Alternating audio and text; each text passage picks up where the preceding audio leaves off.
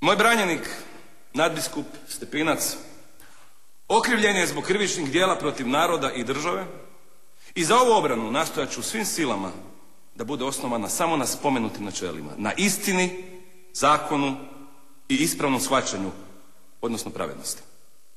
Moram međutim priznati da mi je ova obrana dosta teška. Ali njezina teškoća ne sastoji se u težini dokaznog materijala, nego ponajprije u punini autoriteta s kojim se javni tužilac založio za današnju svoju optužnicu.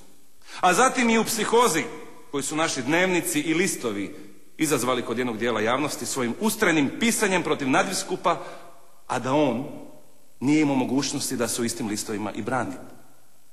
Oni isti koji se sada smiju, ako su tada bili u Zagrebu, šutjeli su, prolazili mirno i bez prosvjeda na ulici mimo okupatorskih vojnika i ustaša. Ali tko nije šutio?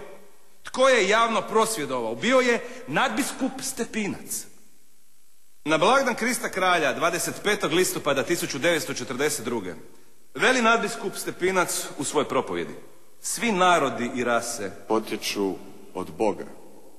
Stvarno postoji jedna rasa, a to je Božja rasa.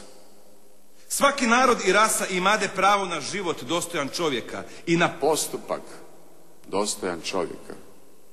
Svi oni bez razlike, bili pripadnici ciganske rase ili koje druge, bilo crnci ili uglađeni europejci, bili omraženi Židovi ili ponosni Arijci, imaju pravo da govore: Oče naš koji jesi na nebesima.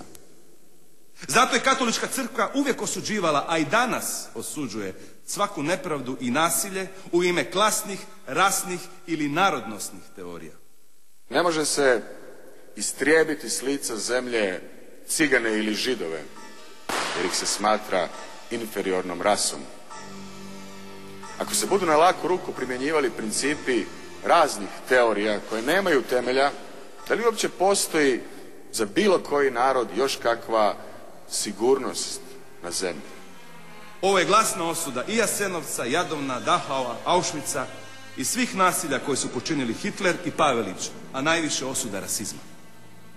Hiljade i hiljade Hrvata, Židova, Srba, Slovenaca, aktivista, komunista, antifašista i uopće ljudi bez razlike vjere, narodnosti ili političkog uvjerenja imadu baš nadbiskupu Stepincu zahvaliti svoje živote.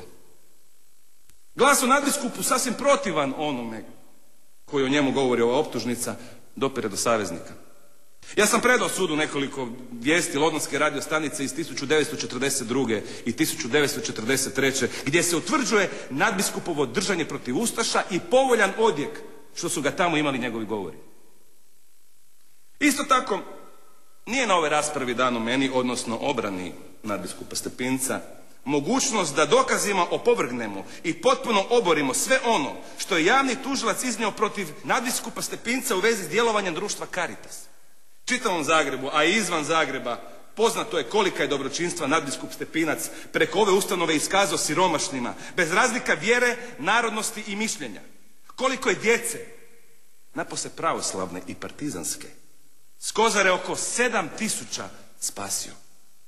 Koliko je plemenitih antifašističkih građana skupio oko ove ustanove.